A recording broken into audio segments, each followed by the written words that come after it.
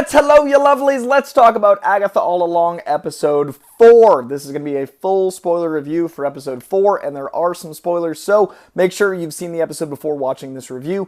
If you're new to this page, please hit that notification bell and that subscription bell. Hit the bell! Trying to grow this page as much as I can because I want to keep doing more stuff on my own personal page as well as appearing all over the various internet, but it's been really validating and really awesome to grow a community here on this page to connect with you all directly, get in those comments, have conversation. Been really enjoying it. Also, leave a comment below so we can have a conversation. Hit that like so this video can get to more people so we can have conversations with them. Really enjoying it. All right, let's talk about episode 4 of Agatha All Along. It is finally my jam. I talked a lot last week about how the first episode was not for me at all. Second one grew on me, felt a bit redundant. Third was starting to hit its stride with me. 4 has found its stride for me and my own experience with art. Everyone is experiencing this differently. Everyone has had a butterfly effect of their own life existence to the point where they watch the show, thus making the beauty of art being subjective very important for reviewing art.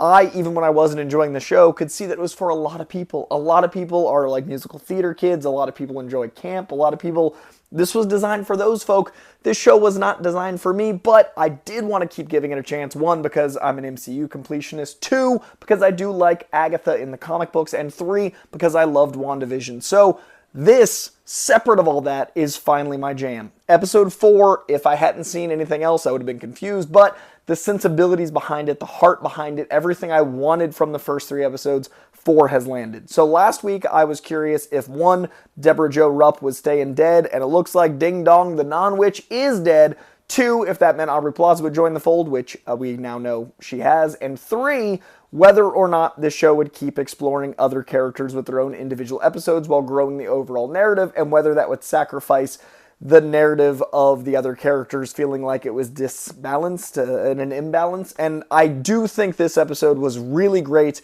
to further Allie's story, just like Deborah Jo Rupp's episode was really great to further Jennifer's story. I'm curious if Jennifer the Potion Master is next in that bottle sense, but what this means for so much about the growth of witchcraft in this universe thanks to Allie's mom, and now that we see this protective spell being music, I love the message behind that. I love that this show addressed trauma in a really interesting way. I love that it addressed basically generational trauma in a very mystical, magical way, but still made music this great connector, this wonderful universality of emotion that bonds us, but also protects us. Because for so many people, like I'm a huge music person, music is a protector. It is something that keeps us feeling sane. It did something that emotionally puts us all together. There's nothing quite like a concert if you love that band and you're with like-minded people. There's nothing quite like hearing a song, even on the radio, knowing thousands of other people are sharing in that same emotionality. An artist putting out their music and creating emotion with music notes is pure magic to me. I can't even read music. I can't imagine making it. To put your emotion out there in song is so powerful, and I love that they use that as a way to show a protective spell. And I love that spells are incantations. They're spoken. To make that a song that protected her daughter is such a powerful message. This episode, I loved that concept. In the inverse of that, there's a book I love. It's my favorite Chuck Palahniuk book. It's called Lullaby. And it blew me away because that book deals with this thing called a culling song. And it was something that people in basically loss, when they're losing someone, they put their loved one to sleep by reading them this poem, and that accidentally got printed into a children's book, and all over the world kids were dying in this book. And it's this like really dark, messed up metal Harry Potter where like dark magic is killing, and it's harrowing. It's this awful story, but the story itself is great. Like Lullaby is a great book, but like what a horrible thing. I love the inversion of that, where music and a spell and a song, a lullaby can be used to strengthen, to protect. And the fact that it's a rock song is cool. They did the genre thing where they made this one the 70s/late 60s, something in that world, that Laurel Canyon, The Doors vibe. I really dug that. And it did answer the question I had last week. You know, episode 1 did the true crime thing. I didn't think successfully, was too corny for me. Didn't like it. But then episode 3, I liked that the Desperate Housewives thing, they were still themselves, but in that style. So their brains didn't go like, you know, off of what their narratives were, but the way they dressed and the setting they were in changed. Unlike what happened in WandaVision, which is they were in a hex, they were bewitched on the witch's road. It's just the setting they're in, the magic of the world they're in. So in this world, they're not speaking like 70s slang, but they're wearing the 70s. There's still that energy of it, and that gives it like this sense of, this episode felt like a drama set during a 70s music movie, but it didn't feel like it had to be all of the hijinks around that, so the narrative got to flow. I love seeing all these characters, especially the teen in the 70s clothes. We still don't know what's up with the teen.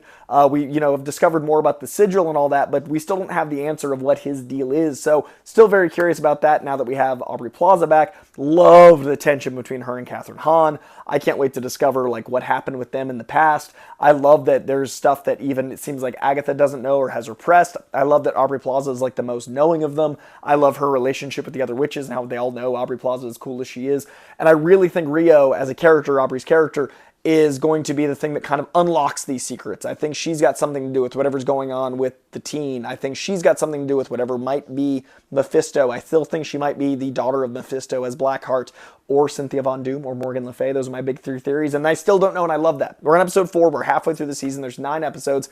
I like that there's still so many mysteries, but we still keep having unfolding moments of emotionality. I want to connect to these characters, and now I finally am. I am hoping next week is Jennifer's episode, the Passion Potion Master, because I do feel like we learned a lot about her in episode 3, but it was still Deborah Jo Rupp's episode, really. So I want to know more about her now that we've really discovered what Allie's deal is, who has grown on me immensely. I feel like that tough exterior character is so hard to obviously crack, because then you're like, well, I don't really know this character, and that's intentional. I understand that. But now that we know her, I'm so endeared to her. It was very effective. This episode really got me to be like, yeah, I get it. This was so worth it. So I usually give a show 3 episodes. I'm going to watch Marvel shows, but I would, even if this wasn't attached to a universe that I love, if this wasn't attached to characters from the comics that I love, if this was its own thing, this 4th episode has me invested, sight unseen, unconnected to anything else. This is what I want. Love its use of magic. Love the use of music. Love the character development and building. This, for me, was like a B+. It really evolved on its own, and now I'm in. I'm in for the show.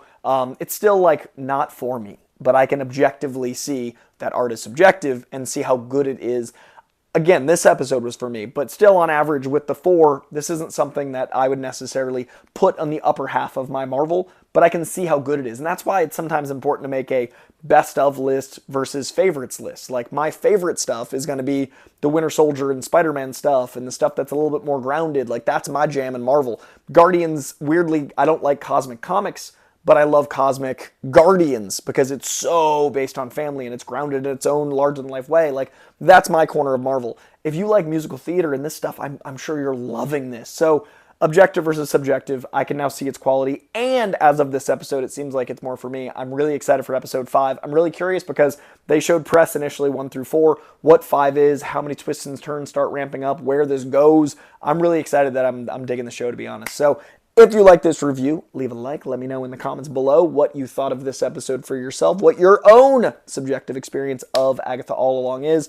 I'm really glad it's turned a corner for me. Also, if you haven't subscribed already, please hit that subscription bell. Going to be doing episode 5, 6, 7, 8, 9, also covering the Penguin, also covering all sorts of movies. As of now, there should be all sorts of videos up. I did Megalopolis a little while ago. I did The Wild Robot. There's lots of reviews on this channel. And This Week in Comics every single week, bringing you the news, bringing you comic reviews, and giving you comic previews of the comics themselves that are in the store. So lots on this channel. Hit that subscription bell. Hope you enjoyed this review. Hope you're enjoying the show. We will see you next week for Agatha episode 5, and we'll see you in the next couple days for all sorts of more stuff. So much love. I'll see you guys soon. Bye.